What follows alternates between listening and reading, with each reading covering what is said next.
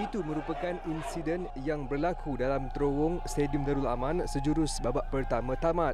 Pergaduhan tercetus membabitkan pemain dan pegawai kedua-dua pasukan gara-gara provokasi yang bermula di atas padang.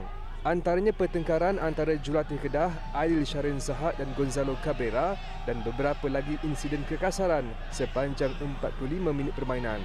Mengulas mengenai insiden itu, ini reaksi kedua-dua jurulatih.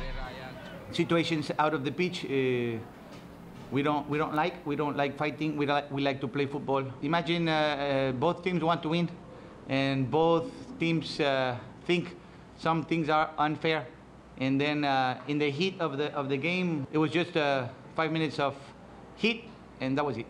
That's happened in football, right? Yeah, we can see so many coaches or players, that happened. But the most important, when ends of the game, everyone shake hands, and everyone are professional. Yeah, so you can see both team after the game, they respect one another. Selain aksi panas, perlawanan juga diselubungi situasi cemas apabila Cabrera kelihatan rebah dan tidak sedarkan diri akibat pelanggaran dengan pertahanan Kedah Renan Alves. Pemain sayap dari Argentina itu terpaksa dikejarkan ke hospital berdekatan untuk menerima rawatan lanjut. Mujur difahamkan beliau hanya mengalami kesakitan di bahagian leher. Clean sheet, penalti dan 3 mata itu yang dapat disimpulkan untuk aksi Kedah menentang JDT, menyaksikan skuad Harimau Selatan menang 1-0 hasil jaringan Bergson da Silva di lewat permainan. Berdasarkan statistik, 40% jaringan JDT terhasil pada 15 minit terakhir perlawanan dan ini reaksi Mora berhubung perkara itu dan cabaran pertemuan menentang Kedah berbanding 2 perlawanan terdahulu. Well, we beat them twice already this year, and I think we don't want to face Kedah anymore in this year. We're comfortable in the top always. First place is the place that we know, and that place we want to maintain. We were used to score the first 10 minutes, the first 15 minutes in Sabah, in PGCT, in Pahang. I remember. And now we are not scoring in the first minutes, but scoring at the end. So that's for me, goal is a goal whenever. It's good. Bagi pasukan Kedah, mereka harus menyalahkan diri sendiri kerana telah beraksi baik sebenarnya dalam perlawanan ini. Cuma satu kesilapan menghukum mereka dan ini pendapat ataupun pandangan Aidil berhubung sepakan penalti yang diberikan Renan Alves kepada pemain lawan. I can't really comment about the penalty because it's far away from my side on the bench. But that's football. We have to accept it. Before we kill some team in the last minute, extra time. But this time JDT kill us in the last minute of the 90 minutes. So we have to accept that and we have to move on. And I still believe the players, will come back. Okey, kita tak puas mendapat penjelasan dan juga laporan tentang aksi perlawanan antara pasukan Kedah dan juga JDT. Kita bawakan sekali lagi Zulhelmi Zainal Azam. Assalamualaikum, apa khabar Zul? Buka puasa apa ini? Waalaikumsalam. Hari ini saya buka puasa air je. Air je? Air je. Hebat. Tak sabar tu nak buat analisis ni. Okey, baik. Zul, nak tanya ni. Kita tinggalkan sekejap review tentang aksi perlawanan. Ni ramai yang nak tahu ni tentang insiden terowong Darul Aman. Macam mana ia boleh start ni, Zul? Okey, berdasarkan perhatian saya dalam perlawanan malam tadi, saya mendapati ia bermula daripada beberapa insiden kekasaran. Tetapi kemuncaknya apabila insiden bola 50-50 antara Gonzalo Cabrera dan juga Rizal Ghazali.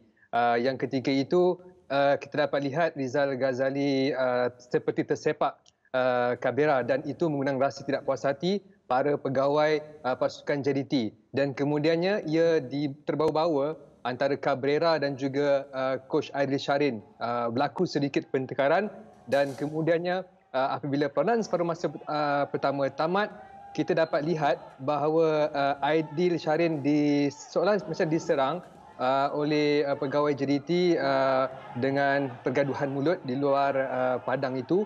Tetapi pada masa yang sama berlaku pergaduhan kecil, saya boleh katakan, di dalam bilik terowong. Saya difahamkan membabitkan pemain import pasukan JDT dan juga para pemain pasukan Kedah.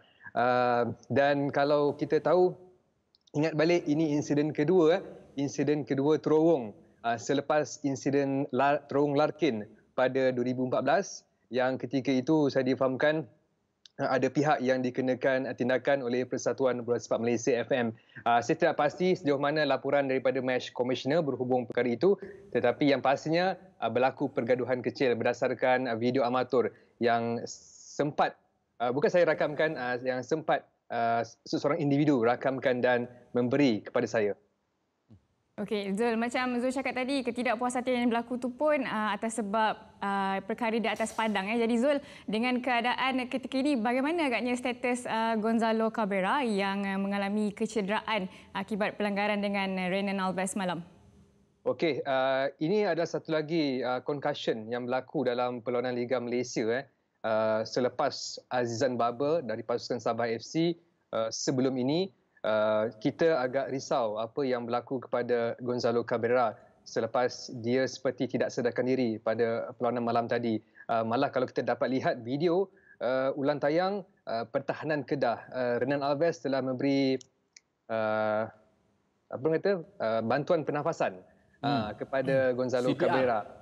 Yes. Dan selepas itu dia dikejarkan ke hospital dan saya dapat maklumat pada ketika dia dikejarkan ke hospital dia sudah sedarkan diri dan memberi tanda isyarat okey, dan hari ini menerusi pengumuman rasmi daripada Johor Sultan Tigers mengesahkan bahawa Cabrera berada dalam keadaan stabil, bagus, tetapi dalam pemantauan beberapa hari daripada pihak yang terbabit sebelum pemain dari Argentina ini boleh kembali diturunkan ataupun kembali menjalani latihan. Okey, kita harapkan tak ada apa yang serius lah untuk Cabrera. Baik. Yep. Nama Renan ni viral, Zul, trending di kalangan penyokong-penyokong JDT dan juga penyokong-penyokong pasukan Kedah.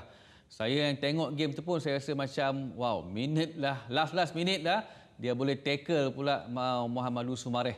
Jadi apa reaksi rakan sepasukan Renan selepas dia yang dikatakan jadi punca penalti diberikan kepada JDT? Okey, saya percaya rakan sepasukan Renan tidak berpuas hati dengan apa yang dilakukan oleh Renan Alves. Sebab ada yang berpendapat Renan tidak perlu meluru kepada Muhammadu Sumareh untuk melakukan bentesan sedemikian.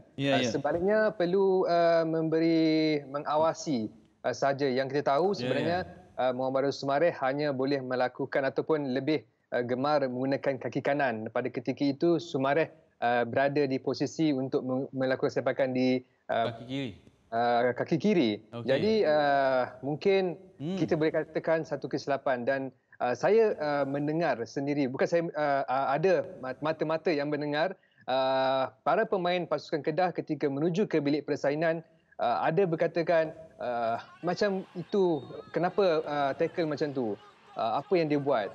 Itu antara yang disuarakan oleh pemain Kedah ketika menuju ke bilik persalinan. Disebabkan bilik sidang media berhampiran saja dengan bilik persalinan. Jadi ada pihak yang mendengar reaksi daripada ketidakpuashatian oleh pemain Kedah sendiri. Okey Zul, sekarang ni musim orang kata window transfer. So Zul, mungkin ada apa-apa perkabaran tak tentang Kedah dia nak intai pemain baru ke? Sebab kita nampak kelibat Nick Swirat datang stadium semalam. Adakah dia nak join Kedah ke macam mana tu? Okey, itu memang menimbulkan persoalan daripada kalangan media, khususnya media di negeri Kedah. Yang tengok Nick Swirat menghadiri untuk menyaksikan perlawanan itu, tetapi sebenarnya Nick Swirat dia hanya datang bersama Mak Stats untuk tujuan dia masih happy di Thailand lah kot. Program di Astro Arena lah kan, di Astro sebenarnya. Jadi saya rasa Nick Swirat tidak akan menyertai Kedah, tetapi kemungkinan untuk pasukan Kedah itu mendapatkan pemain baru ada, kerana pada sidang media Adil Syarian ada bercakap, ada mengakui yang bahawa dia tidak menolak kemungkinan untuk menguatkan lagi pemain barisannya, kerana kita dapat lihat bagaimana Rabi'ah Ataya agak menurun prestasinya, begitu juga dengan Renan Alves dengan satu kesilapan semalam. Saya kira beliau juga dalam pemantauan untuk ditukar. termasuk Rabi Hataya.